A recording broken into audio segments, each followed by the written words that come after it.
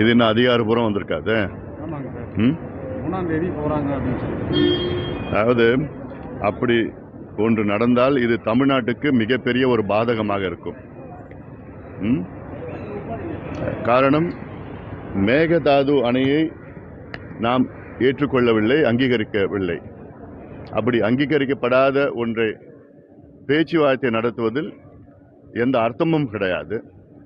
பேச்சுவார்த்தை என்பது மத்திய அரசிடம் நடத்த வேண்டும், பிரதமர் மோடியிடம் நடத்த வேண்டும்.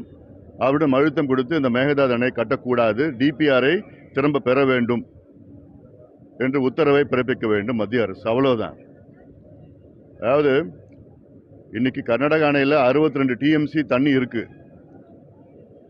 காவிரி ஒழுங்காற்று ஆணையம் கடந்த மாதத்தில் 2 முறை கர்நாடகாவை தண்ணீரை திறந்து விடுங்கள் என்று 2 முறை சொல்லியிருந்தோம்.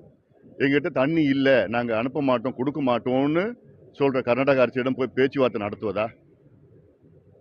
இன்னைக்கு மேகதாது அணை கட்டுறதுக்கு முன்பாகவே தமிழ்நாட்டுக்கு தண்ணி கொடுக்க மறுக்கின்ற கர்நாடகா தண்ணி வச்சிருந்தோம். நாளைக்கு அணை கட்டிட்டாங்கன்னா குடிப்பதற்கு கூட தண்ணி கிடைக்க போறது கிடையாது. இது மிகப்பெரிய ஒரு தவறு. முதலமைச்சர் போகக்கூடாது. முதலில் அனைத்து கட்சி கூட்டத்தை கூட்டுங்கள். இது டிவிகே பிரச்சனை கிடையாது. மீண்டும் மீண்டும் சொல்லிட்டு இருக்கிறேன். தமிழ்நாட்டினுடைய பிரச்சனை இது. வேற விதமா கர்நாடகா கொண்டு போயிட்டு இருக்காங்க. அந்த சூழ்ச்சியில முதலமைச்சர் அவர்கள் விழக்கூடாது. ஏன்னா மத்தியில் இருக்கிற பிஜேபியும் சரி, கர்நாடகாவில் இருக்கிற காங்கிரஸும் சரி, இதுல ஒன்று கூட்டு சதி செஞ்சுட்டு இருக்காங்க.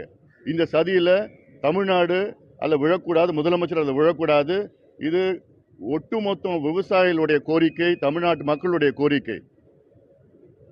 அதனால இது நிச்சயமா அது செய்யக்கூடாது.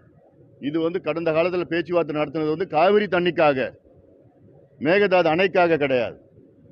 மேகதாது அணையே நம்ம அங்கீகரிக்கப்படலை, கட்டக்கூடாது.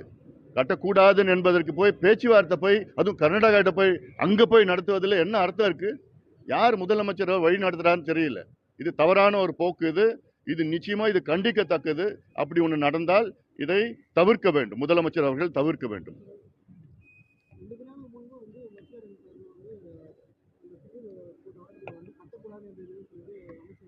அதான் இப்போ மாநிலங்களவையில் என்னுடைய கேள்விக்கு மத்திய நீர்வளத்துறை இணை அமைச்சர் அவர்கள் பதில் அளித்திருக்கின்றார். அந்த பதிலில்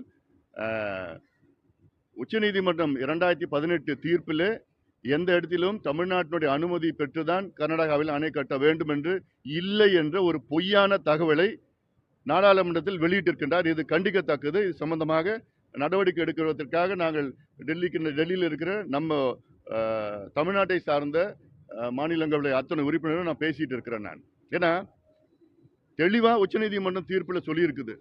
அந்த உச்சநீதிமன்ற தீர்ப்பில் என்ன இன்னொன்று சொல்லியிருக்குன்னா, 1892 ஒப்பந்தம், 1924 ஒப்பந்தம் அது ரத்தாகவில்லை.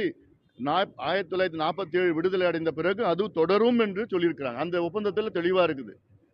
மேல்மடை மாநிலத்தில் எங்க கட்டுமானம்னா கீழ்மடை மாநிலம், கடைமடை மாநிலத்தில் அனுமதி இல்லாம கட்ட முடியாதுன்னு இருக்கு. இந்த ஒப்பந்தம் உலக அளவில் ஒப்பந்தம். அது கிட்டத்தட்ட உலகத்தில் உள்ள அத்துணை பல நாடுகளுக்கு பாய்கின்ற ஆறுகள், இல்லாட்டி நம்ம இந்தியாவில் பல மாநிலங்களுக்குள்ள பாய்கின்ற ஆறுகள்ல இதுதான் ஒப்பந்தம். இதுதான் தீர்வு. அதனால இதை மீறி நிச்சயமா செய்யக்கூடாது. காவிரி நடுவர் மன்றம் தீர்வும் அப்படிதான் இருக்கு, உச்சநீதிமன்ற தீர்ப்பு. இதை திருத்தி பொய்யை சொல்லி கொண்டிருக்கின்ற அந்த இணை அமைச்சரை கண்டிக்கின்றோம். நிச்சயமா அது தவறான தகவல் அது. அதனால இது போன்ற பொய்களை சொல்லக்கூடாது.